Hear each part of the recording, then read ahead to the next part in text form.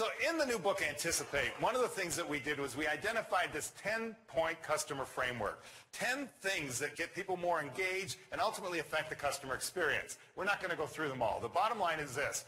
Number 3, customer engagement. So when we think of engagement, we typically think of employee engagement. But how do we get our customer more engaged at what we do? Because when we do, our internal people get engaged as well. Just an example, there are so many different organizations that you know are wonderful in engaging their customers. Lexus, if you own a Lexus, you know they have Lexus Club, they have Car Club, they have everything you can imagine to get you engaged. Southwest Airlines, I don't ride, but Harley Davidson has done an amazing job over the last decade to 15 years of getting their customer more engaged. What I want to point out to you, though, is this. These things called turning touch points into dialogues. We like to call them in the book Anticipate Moments. Just by the words, what do you think a touch point is? What would you define? Yes? An opportunity to create a memorable moment for someone. Absolutely. She said an opportunity to create a memorable moment for someone. That's exactly right. But, you know, when we start talking about memorable moments, it kind of sounds a little fluffy, Lisa. And bear with me, because it depends what I do for a living. So instead, let's just look at it. It's an opportunity to affect the customer experience. Positively or negatively, it's still a touch point. And so one of the things we have to do is we have to start considering our touch points.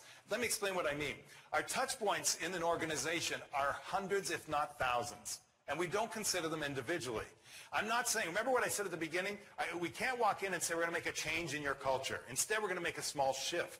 And the way we do that is start to examine our touch points. What are our touch points? Well, our on-hold message, our voicemail, the card we hand to somebody, our website.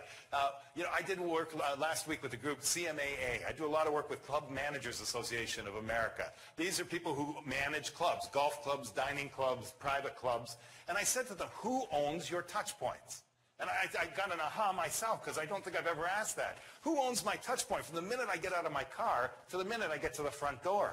Believe it or not, if that parking lot is full and I can't find a parking spot, if it's dirty, that's a touch point for me as your customer. Who owns the touch point from the minute I get in the door till the minute I get to the reception desk? Touch point. Who owns the on-hold message? Who owns your voicemail? That kind of thing. Every one of those are touch points. So when we sit people down in the organization or even in just our department, wherever we have our sphere of influence, and let's examine each one of your touch points and have them write them down. They start to take ownership. And so what happens is this. Shadow Milk Company is a company I had the opportunity to work with last year in Missouri. You can imagine what they do. They deliver milk. And then we started to examine their touch points. They have 6 truck drivers. An amazing opportunity to affect the touch point, to affect the customer experience. And they do it well. These guys are always in very clean uniforms, you know, logo embroidered on their chest, all of that. But we said, if we could just tweak that touch point a little bit, and we did that all through the organization, it will change the experience for everyone. So we said, tell us your touch points, and how can we change it? 6 truck drivers, one guy didn't hesitate. He said, you know what, I have something that I share with anybody who asks me what I do for a living, and I always get kind of a giggle. Maybe we could use it somehow.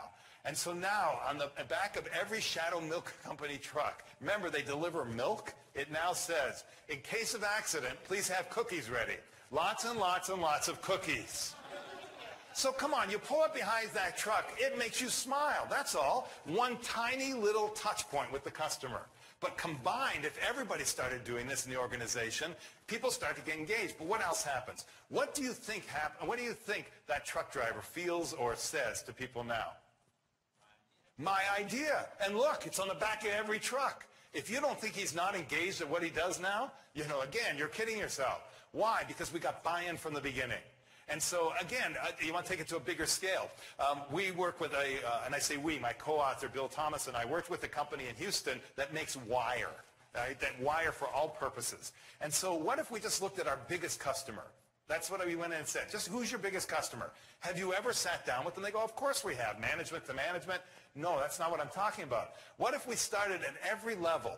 For example, shipping at your company should sit down with receiving at their company. Never been done before.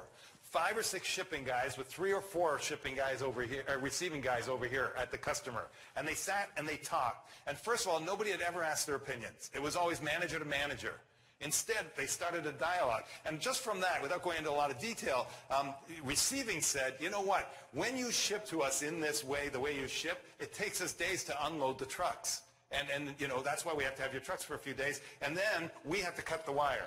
And these guys said, well, we could cut the wire for you. It's very easy to do and package it. And so they ended up in a whole different way of shipping to their best customer. It works both ways, because as soon as somebody over here heard that it takes you days to unload our trucks, they said, yeah, by the way, why does it take you so long? We need our trucks back, basically. And they said, well, if you did it this way, and they ended up cutting the time that they use their trucks. All of that from getting shipping to shipping. So I'm just saying, it's every level of the organization. And maybe we don't have control over that, so we just do it department-wise. But how do we get with our best customers and find out what they need from us to improve that customer experience, that touch point? Everybody okay? All right.